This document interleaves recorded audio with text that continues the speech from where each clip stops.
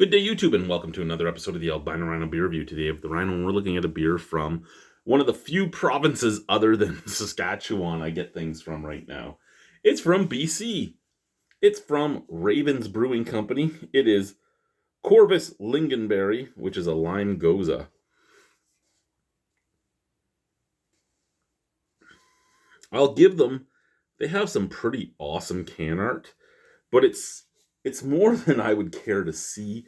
It's a little out there for me personally. This is in Abbotsford, British Columbia. This is 4.5% alcohol by volume, but I have noticed that the craft beer world right now has just plain Jane labels or really in-depth in your face labels. And I mean, some of the really in-depth in your face labels I like I like this one, but it wouldn't be something that would make me buy it because it's not what I'm looking for the more plain Jane labels myself, because I care more about what's in the can than what's on the can. What's on the can is awesome, but I find that sometimes people put too much effort into what's on the can, and then what's in the can doesn't add up to the coolness that's on the can. Let's open her up. A lime goza at 4.5% alcohol. I think this might be my last Ravens beer. There was 4 of them.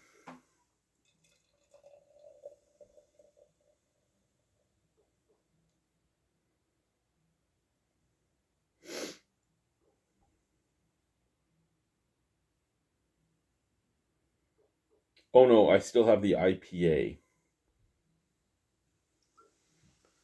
I have not done their IPA yet. So, a little bit of haze in there. Beautiful brassy color. The head is bright white. It doesn't have a huge amount of retention. It's fading really quickly. It does have a big snap, crackle, pop going on, though. We will sniff it out of the glass before we add more to that, but we'll put the glass down here. We'll start by sniffing from the can of Corvus Lingonberry.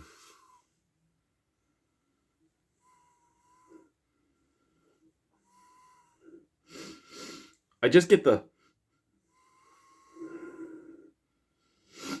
saltiness, and I get the lactobacillus sourness, and usually lactobacillus will give off a perm chemical smell for me. It gives off a lot of different things for a lot of different people. For me, my paradigm is perm chemicals for that smell.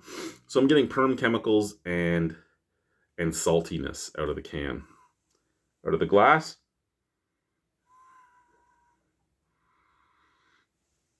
there's a tiny touch of citrus out of the glass, but I wouldn't be able to tell you it was lime.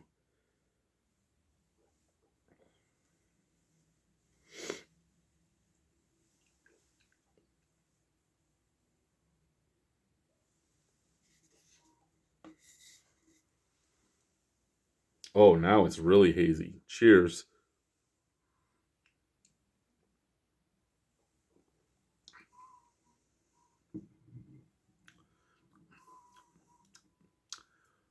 Okay.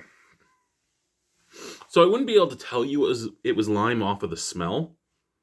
I can tell you the citrus note is there in the flavor. And it is very limey. It doesn't even have the resininess. It's like lime juice with like rye bread almost and salt. It's actually very Moorish.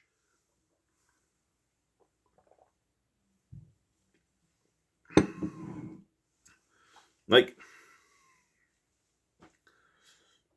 of the 3 I've had by them, this is by far my favorite. I mean,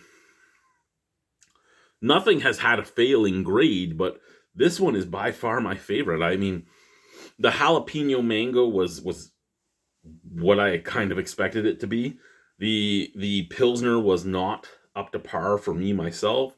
This has taken my expectations by this brewery and, excuse me, thrown it out the door, because I was not expecting a lot after the things I've already had by them.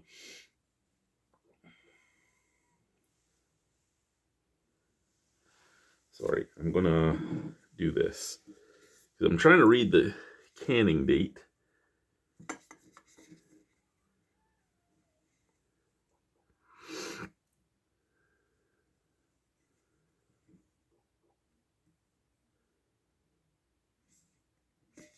What the fuck? It doesn't...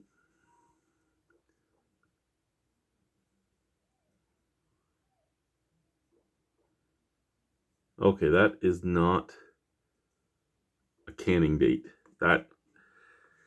it could be... It's not even a Julienne date. It must be a lot number. Okay. I just was curious. Didn't really care. Was just curious.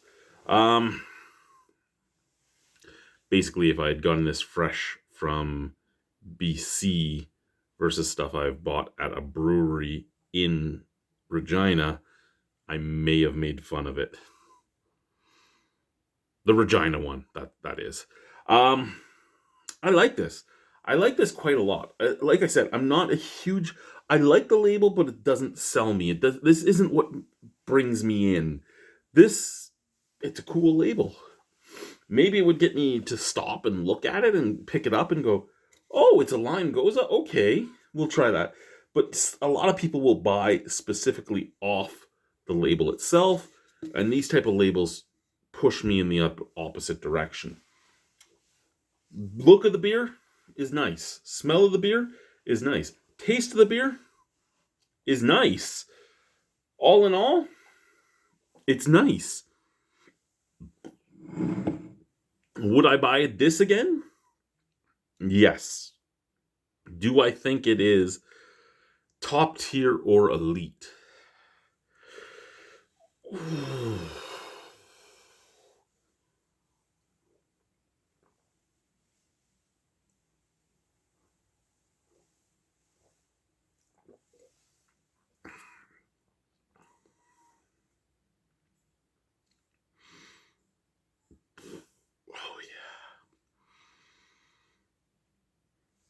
It's not overly sour. It's not overly salty. It's not overly bready. It's very moreish. It's quaffable. I will put it in the upper echelon of beers, but just entering it, I will give it an 8 out of 10. Thank you guys for watching. Have a wonderful evening. Au revoir. A bientôt. See you soon. Bye-bye.